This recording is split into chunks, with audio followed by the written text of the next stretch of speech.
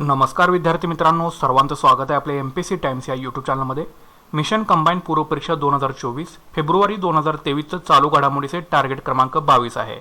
तर याच्या आधी आपण जानेवारीचं टार्गेट क्रमांक 22 जे आहे ते संपवलेलं आहे। आता फेब्रुवारी 2023चं टार्गेट 22 जे आहे ते आपल्याला संपवायचं आहे। तर वेळ जाण्याआधी झालेले सगळे व्हिडिओज करंट अफेअरचे तुम्ही बघून घ्या। प्रत्येक टार्गेटमध्ये तुम्हाला 10 प्रश्नांचं विश्लेषण जे आहे आपण त्या महिन्यातील देत असतो। आणि ह्या जर व्हिडिओ आपला आता कंप्लीट होतोय तर या व्हिडिओ सोबतच तुमचे फेब्रुवारी 2023 मधील एकूण 220 प्रश्न चालू घडामोडीचे हे आपण संपवतोय। ठीक आहे, तर आता सुरुवात करूया।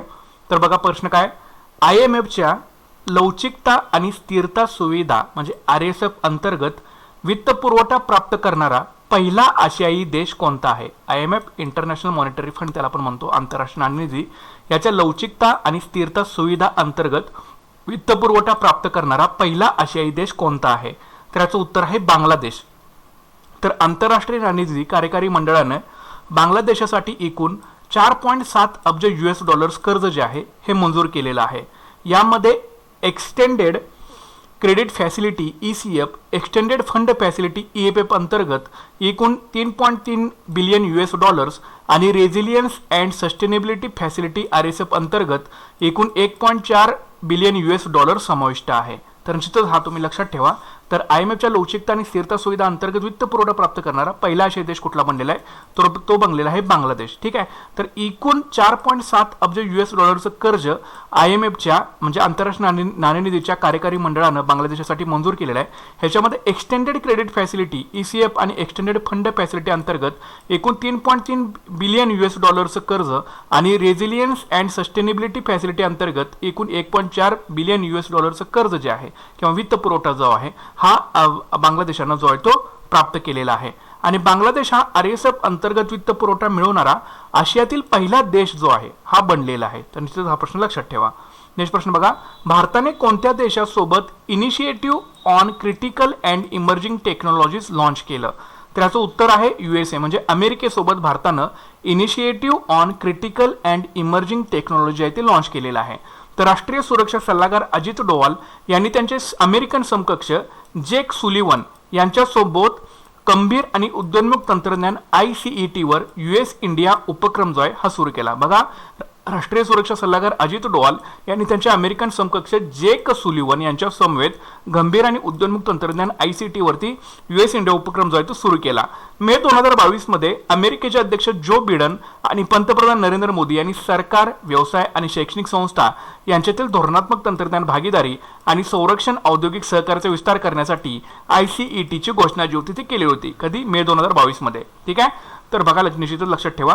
तर मे 2022 मध्ये अमेरिकेचे अध्यक्ष जो बायडन आणि आपले भारताचे पंतप्रधान नरेंद्र मोदी यांनी सरकार, व्यवसाय, शैक्षणिक संस्था यांच्यातील धोरणात्मक तंत्रज्ञान भागीदारी आणि संरक्षण औद्योगिक सहकार्याचा विस्तार करण्यासाठी या ICET चा जो होता तो विस्तार करण्याची घोषणा जी होती ती केलेली होती। ठीक आहे, ICT म्हणजे गंभीर आणि उदयोन्मुख तंत्रज्ञान त्याला म्हटलं जातं। तर निश्चितच हा प्रश्न लक्षात ठेवा।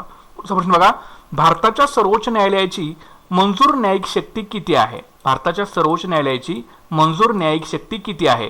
तर याचं उत्तर आहे 34। भारताच्या सर्वोच्च न्यायालयाची मंजूर न्यायिक शक्ती जी आहे ती 34 आहे।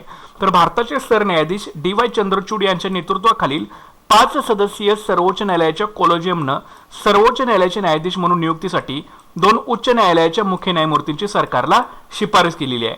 आणि सर्वोच्च न्यायालयात आता 7 पदे जी आहेत ती रिक्त आहेत आणि टोटल न्यायिक संख्या जी आहे ती 34 इतकी मंजूर आहे सर्वोच्च न्यायालयामध्ये। ठीक आहे, केंद्र सरकारने 3 उच्च न्यायालयाचे मुख्य न्यायाधीश आणि 2 उच्च न्यायालयाच्या न्यायाधीशांची नावे मंजूर करणं अपेक्षित आहे, ज्यामुळे सर्वोच्च न्यायालयाचं कामकाज 32 वरती जाईल। सध्या ते 27 इतकं आपल्याला दिसून येतंय। ठीक आहे, तर एकूण न्यायिक मूर्तींची संख्या जी आहे ती 34 आहे, हे तुम्हाला लक्षात ठेवणं गरजेचं आहे भारताच्या सर्वोच्च न्यायालयाची। ओके, पुढचा प्रश्न बघा, हिबोर्टोप्टेरसला MS डेली ज्याचा शोध लागला तो कोणत्या प्रजातीचा आहे?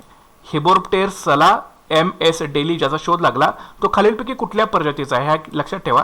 तर हे एन्व्हायरमेंटशी रिलेटेड करंट अफेअर्स प्रश्न आहे। हिबोर्टोप्टेरसला MS डेली, तर तो जो आहे तो विंचू या प्रजातीचा आहे।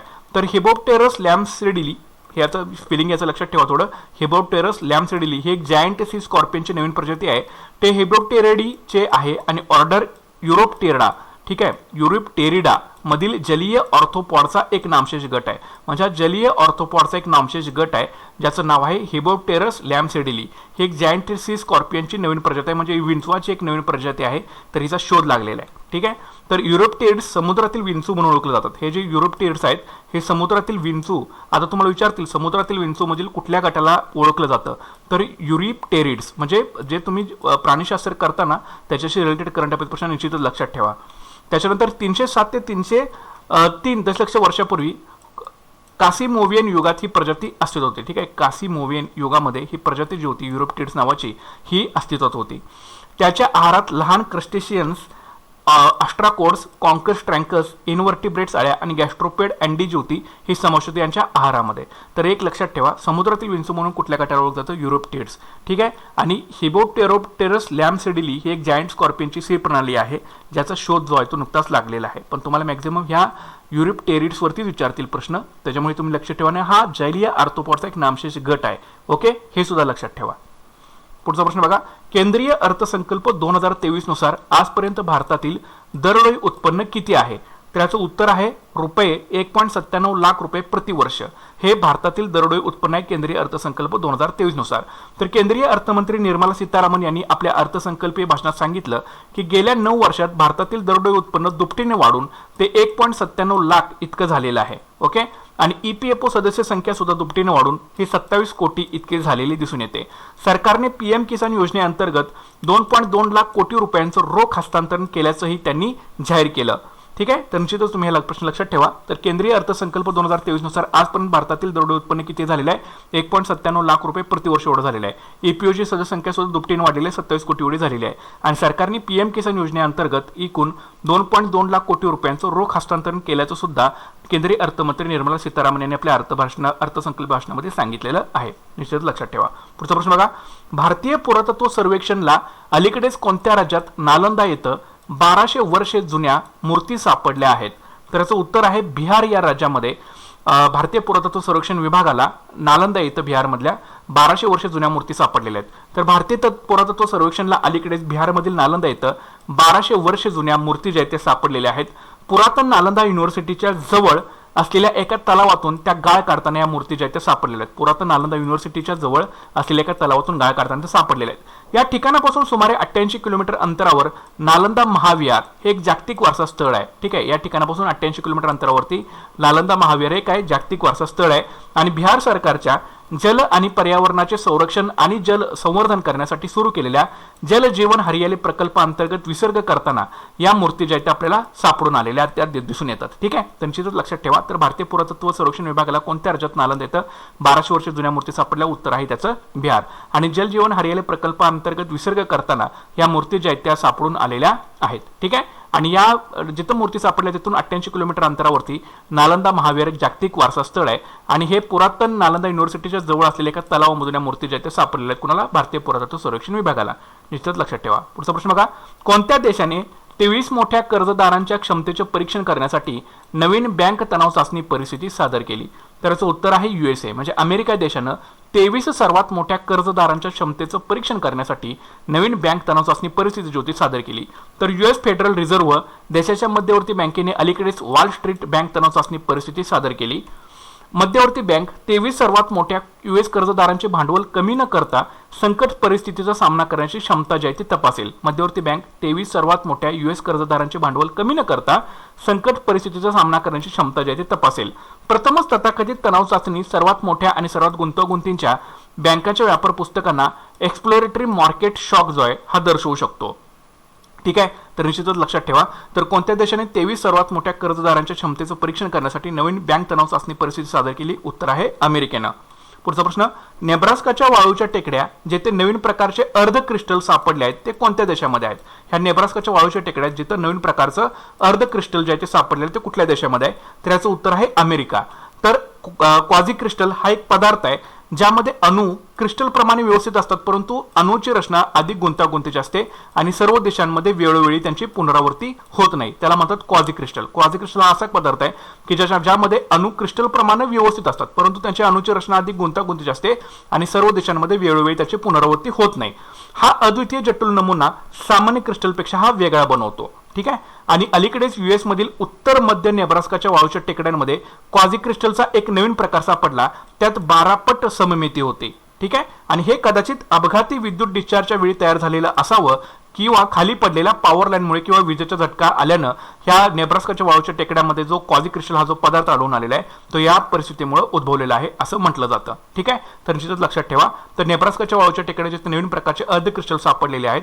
हे कुठल्या देशामध्ये आहे तर ते आहे अमेरिकामध्ये. ठीक आहे, तर हे क्वाझी क्रिस्टल नावाचा पदार्थ आहे, तर हे तुम्हाला माहित असणं गरजेचं आहे.